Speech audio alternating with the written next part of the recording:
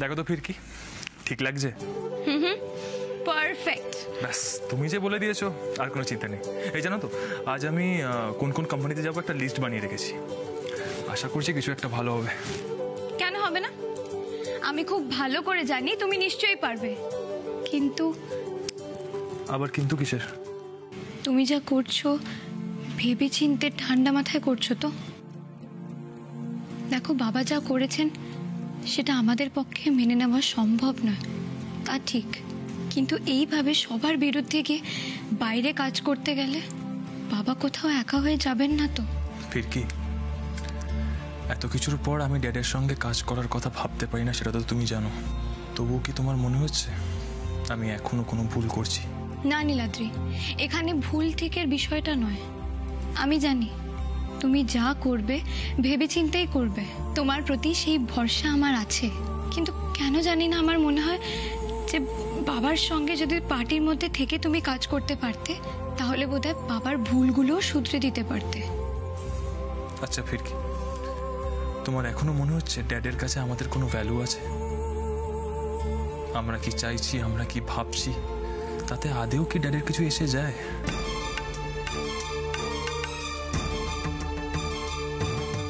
আমি তোমাকে ভুলিয়ে দেব ভাস্করদা? আমি আছি কি করতে? আমি আছি বলেই তো তুমি সব ভুলে যাবে। তুমি ভুলে যাবে যে তুমি কারোর বাবা, তুমি কারোর স্বামী। তা না হলে আমার লক্ষ্য পূরণ কি করে হবে? হ্যাঁ,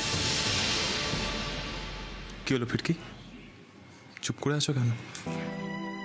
না, কিছু না। আমি ভাবছিলাম যে এইসব টানা পোড়েনের মধ্যে তোমার না ঢোকাই ভালো। আমার উপর বিশ্বাস রাখো ফিরকি। হতে পারে আমি ছোটবেলা থেকে খুবই হাইফাই লাইফস্টাইলে মানুষ হয়েছি, কিন্তু এই রাজপাট, এই বাহুল্য, এই এত খ্যাতি প্রতিপত্তি কিচ্ছু দরকার নেই আমার। আমার চাহিদাগুলো খুব সাধারণ, জানো তো। বাকি জীবনটা আমি খুব শান্তিতে কাটাতে চাই ফিরকি। ছোট থেকে অনেকগুলো বছর আমি বাড়ির সবার থেকে দূরে থেকেছি,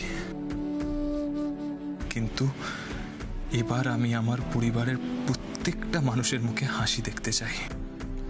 তাছাড়া তুমি ন্যায়কে প্রতিষ্ঠা করার পথ বেছে নিয়েছো, সেখানে আমি কি করে অন্যায়কে প্রশ্রয় দিই বলো তো? আমি জানি যে অজানা পথে আমি পা বাড়াতে চলেছি, সেখানে হয়তো তোমাকে আমি খুব একটা বিলাসিতায় রাখতে পারবো না। রাস্তায় তোমায় নিয়ে বেরোলে মন্ত্রীর ছেলে, মন্ত্রীর ছেলের বউ এসব বলে সবাই সেলাম হয়তো করবে না, কিন্তু বিশ্বাস করো, গুরুজনদের আশীর্বাদ, গুরুজনদের ভালোবাসা আমরা ঠিক পাবো।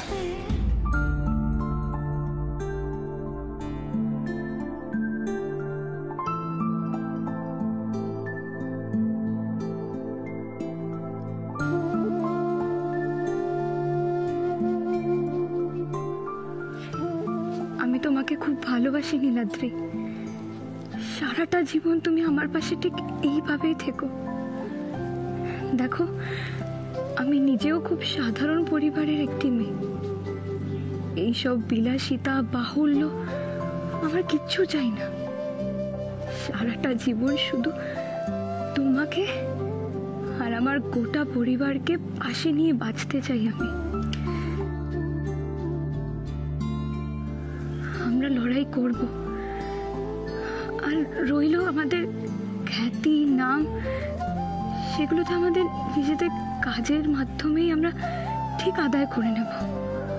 লড়াই আমাদের করতেই হবে। লড়বো ফিরকি, নিশ্চয়ই লড়বো। তুমি আমার গর্ব, তুমি আমার অহংকার।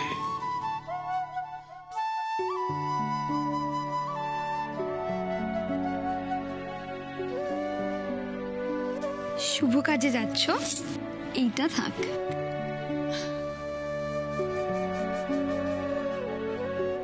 আজ থেকে তো তোমারও নতুন পথ চলা শুরু।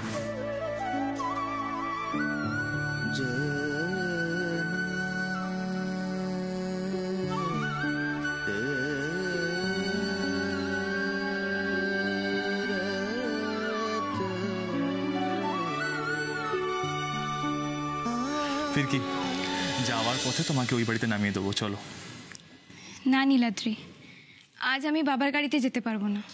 আরে বাবা, আমি ড্যাডের গাড়িতে যাওয়ার কথা বলছি না। তাহলে আজ থেকে আমরা পাবলিক ট্রান্সপোর্টে যাতায়াত করব, আর সেখানে আমাদের যাতায়াত নিয়ে কারোর কোনো অসুবিধা থাকবে না। আর যদি সরকারি বাস পেয়ে যাই তাহলে তার কোনো কথাই না। তোর বাবার সম্পত্তি নাকি? হ্যাঁ,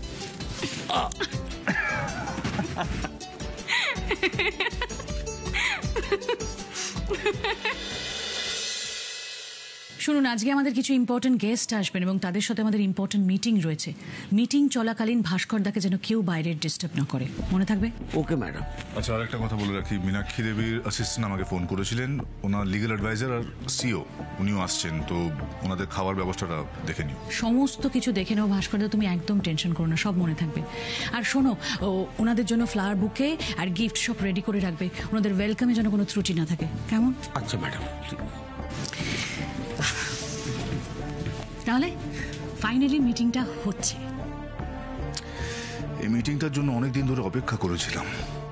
একদমই সত্যি, এই মিটিংটার জন্য আমি অনেক দিন ধরে অপেক্ষা করেছিলাম, দাঁতে দাঁত চেপে পড়েছিলাম। এবার মীনাক্ষী দেবীকে কাজে লাগিয়ে আমরা দেখো কি সুন্দর ওই ফিরকি আর লক্ষ্মীকে একেবারে বস্তিতে এনে নামাই। ওই বস্তি নিয়ে ওদের খুব গর্ব না? হ্যাঁ, ওদের গর্ব কি করে ভাঙতে হয় সেটা আমার খুব ভালো মতো জানা আছে। ওই জমি যখন একবার আমার দিয়ে দিতে হয়েছে, তখন ওই জমি থেকে লাভের গুড়টা আমাদেরই বুঝে নিতে হবে। আমার মনে হয় মীনাক্ষী দেবীকে হাতে রাখলেই যথেষ্ট। মীনাক্ষী দেবীকে হাতে রাখলেই যথেষ্ট নয়, আমাদের আরো একজনকে হাতে রাখতে হবে। কাকে? মীনাক্ষী দেবীর লিগ্যাল অ্যাডভাইজার। আরে ওনাকে যদি একবার হাতের মুঠোয় করে নিতে পারি তাহলেই তো কেল্লা ফাতে। মীনাক্ষী দেবীর অবর্তমানে ওনার লিগ্যাল অ্যাডভাইজারই তো হবে আমাদের তুরুপের দাস।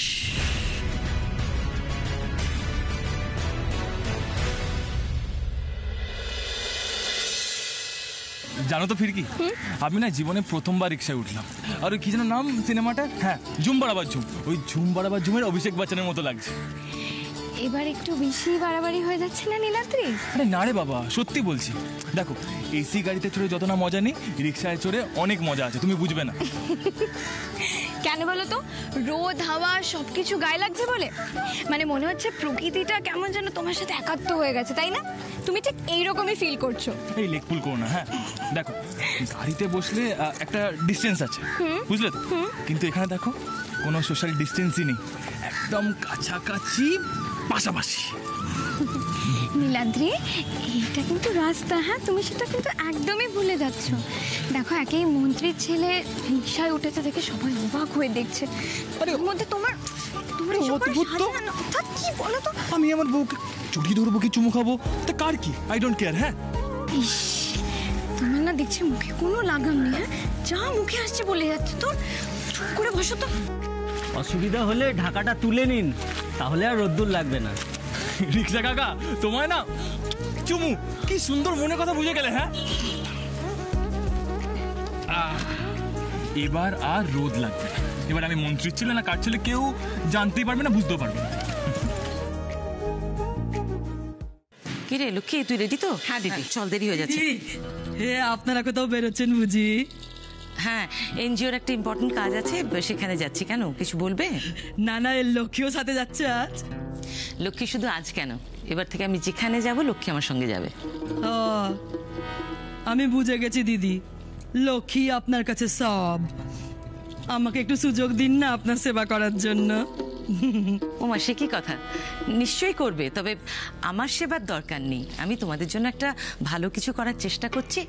আমি তোমার জন্য একটা কাজ ভেবে রেখেছি, তুমি সেটাই করবে। কি কাজ দিদি? এই যেমনি আজকে আমরা বেরিয়ে যাচ্ছি তো, এবার রান্না বান্নার দায়িত্বটা তোমার।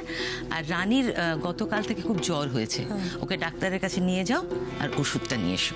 হ্যাঁ, আমি করবো এসব কাজ।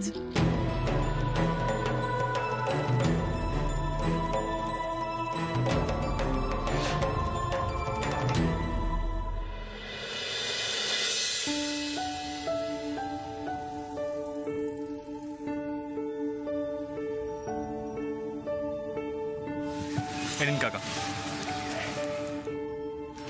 একই বাবু, 540 টাকা? এ তো আপনি অনেক বেশি দিয়েছেন। ওই 40 টাকা তোমার ভাড়া, আর ওই যে তুমি বললে তোমার বাড়িতে একটা ছোট্ট বাচ্চা মেয়ে আছে, বাকি ওই 500 টাকা দিয়ে ওকে জামা কিনে দিও, আমার ভালো লাগবে। ঈশ্বর আপনাদের মঙ্গল করুন। ভালো থাকো, খুব ভালো থাকো, তোমরা সুখী হও।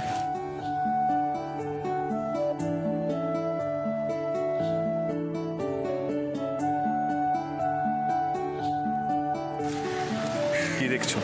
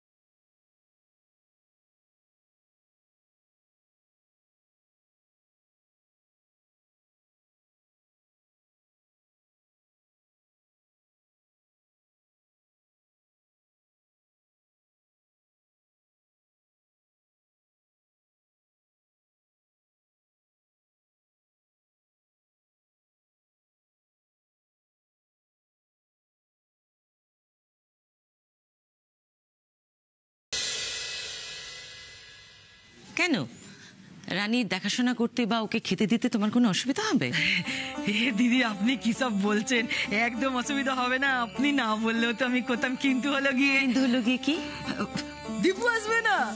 দীপু তো আমার আজকে ওইসব আছে না। সেটা দুপুরের ব্যাপার, তার আগে তুমি সমস্ত কাজকর্ম সেরে নাও, আমি আসলে পরে দুপুর ব্যবস্থা হবে না হয়? হ্যাঁ, সে ব্যবস্থা হয়ে যাবে। দিল রে, আমার দিনটাকে একেবারে মাটি করে দিল। ওই তো ফিরকি এসে গেছে। ও ফিরকিও বুঝি যাবে আপনাদের সাথে? যাবে মানে ওই তো আসল। এই বুড়ি তো হার মাস জ্বালিয়ে খেলে দেখছি, কিন্তু না, উত্তেজিত হলে হবে না।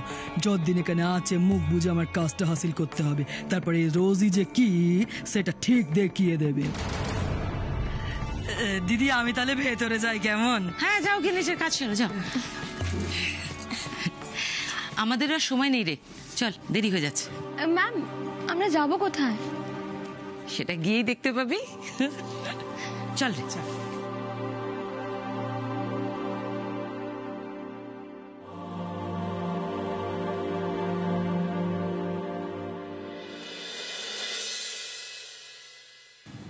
এসো।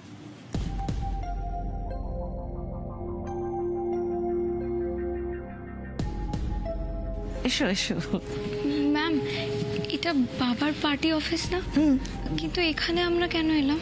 দিদি, উনি জানেন তো যে আমরা আজকে আসছি, উনি আবার বিরক্ত হবেন না তো? তোমাকে সেদিন নমস্কার। নমস্কার ম্যাডাম, নমস্কার। নমস্কার। কি বৌমার ব্যান কেনে চমকে দিলাম তো?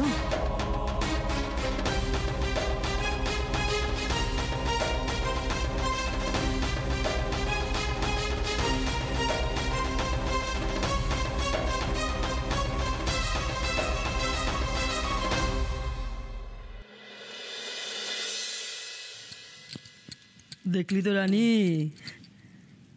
দেখ একেই বলে কপালের নাম গোপাল। কার যে কখন কাকে দরকার লাগে সে কি কেউ বলতে পারে? এই তো কত অপমানটাই আমাকে করেছিস, দূর করে তাড়িয়ে দিয়েছিস বাড়ি থেকে, আর এখন দেখ কেমন আমার হাত থেকেই তোকে সেবা নিতে হচ্ছে। আরে না, তুই কি ভাবছিস তোকে আমি কথা শোনাচ্ছি? এইসবের জন্য আমি তোকে কথা শোনাচ্ছি না। মীনাক্ষী তো আমার চোখটা খুলে দিয়েছে রে। সে তো বলেছে না, এইভাবেই তো আমাদেরকে একে অপরের পাশাপাশি থাকতে হবে, একে অপরের বিপদে আপদে সেবা শুশ্রূষা করতে হবে। আমার চোখটা খুলে গেছে। নে এবার দেখি একটু ঘুমানোর চেষ্টা করতে, দেখি। ঘুমা তাড়াতাড়ি সেরে যাবে। যত ঘুমোবি খুব ঠিক হয়ে যাবে ঘুমালে। এটাই সুযোগ। মীনাক্ষীদের লক্ষ্মী বাড়ি নেই, পার্বতী বেরিয়েছে প্রেসার কুকারের ঢাকনা সারাতে। ওরা ফেরার আগেই ওদের জিনিসপত্রের মধ্যে এগুলো লুকিয়ে ফেলতে হবে আমাকে। ঘুমো রানী, ঘুমো। ঘুমালে শরীরটা ঠিক হয়ে যাবে। হ্যাঁ, আরাম করে ঘুমো রানী, ঘুমানোর চেষ্টা কর।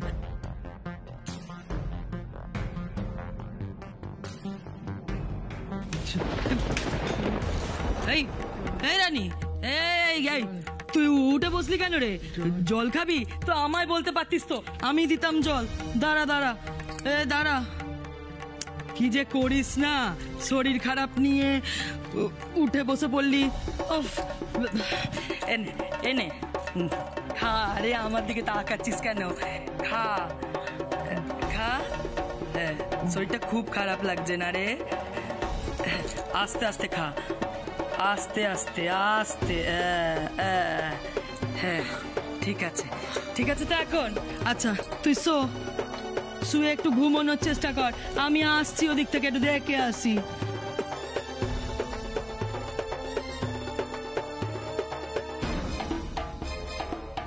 বাবা, রোজির কি হলো? নিশ্চয় কোনো ঘাপলা আছে। রোজি আচমকা এত ভালো হয়ে যেতে পারে না। বাহ, এ তো দারুণ ব্যাপার। মানে আচ্ছা ফিরকি, তুমি যে আসবে তুমি তো একবারও আমাকে বলোনি। হ্যাঁ এক্স্যাক্টলি, মানে তোমাদের দেখে জাস্ট আমরা চমকে গেছি। আগে বলোনি কেন? তাহলে তো আমরা প্রিপেয়ার থাকতাম। ও কি করে জানাবে? তো নিজেই জানতো না, আমি ওকে না জানিয়ে এখানে নিয়ে এসেছি। আচ্ছা, ওরা একটু হেজিটেট করছিল বটে, কিন্তু আমি জানি যে আপনাদের বাড়ির লোককে দেখে বিরক্ত হওয়া তো দূরের কথা, আপনি খুশিই হবেন।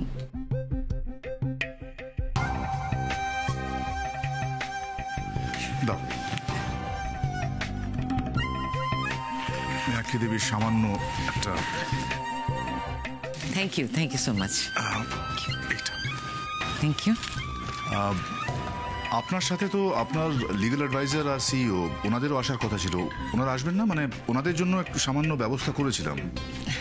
তাই ভাস্কর বাবু, তাহলে একটা কাজ করুন, আপনি বরং ফুলের তোড়াটা আপনার বৌমা আর বেয়ানের হাতে তুলে দিন।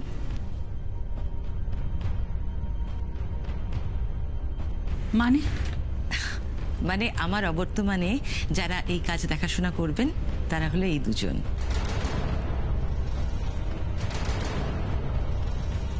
ফিরকি হলো এনজিওর লিগ্যাল অ্যাডভাইজার, আর লক্ষ্মী হলো কোম্পানির সিইও।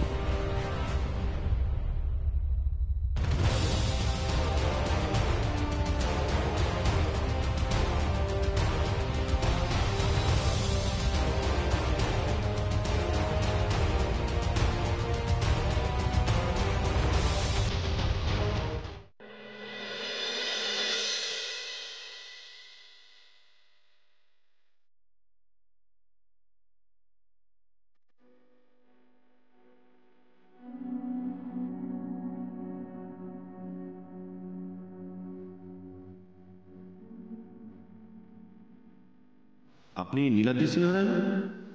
আপনার বাবাই তো এ রাজ্যের মন্ত্রী। হ্যাঁ স্যার, কিন্তু আমি এখানে নিজের চাকরির জন্য ইন্টারভিউ দিতে এসেছি। কি যে বলেন নীলাদ্রিবাবু, আমার এত ক্ষমতা কোথায় যে আমি আপনাকে কাজ দেব? প্লিজ এরকম মজা করবেন না দয়া। বরং আপনার কিছু প্রয়োজন হলে আমায় বলুন, আমি অবশ্যই কাজটা করে দেব। আর হ্যাঁ প্লিজ, ধন্যবাদ আমাদের কোম্পানির কথা ভাবার জন্য। Thank you. আপনি আমার কথাটা একবার শুনুন। এই বাবা, প্লিজ স্যার, প্লিজ রিকোয়েস্ট করবেন না। আপনাকে চাকরিতে নেওয়ার স্পর্ধা আমাদের নেই, প্লিজ ক্ষমা করবেন। স্যার আপনি কি আমার এই ছোট্ট কোম্পানি উঠিয়ে দিতে চান? বলুন না। আরে আপনাকে কাজে নেওয়া মানে তো ভাস্করবাবু নজরে পড়ে যাও। আমাকে একবার সুযোগটা তো দিয়ে দেখুন। না না না না, আমার এই কাজ করতে বলবেন প্লিজ। বরং আমার একটা টেন্ডার অনেকদিন ধরে পাস হচ্ছে না, একটু দেখুন না যদি আপনার বাবাকে বলে সেটা পাস করে দেওয়া যাবে। প্লিজ আর চিন্তা করবেন না, এর বদলে আপনার গিফট আর পার্সেন্টেজটা আমি ঠিক পৌঁছে দিয়ে দেবো। প্লিজ একটু বলুন না আপনার বাবাকে, প্লিজ।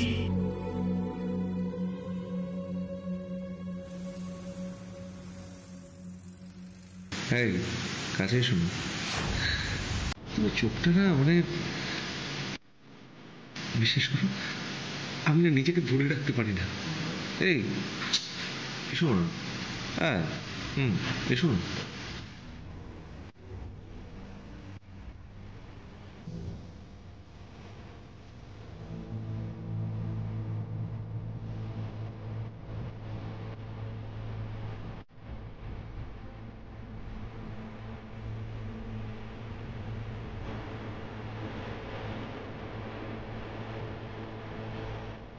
কাকাই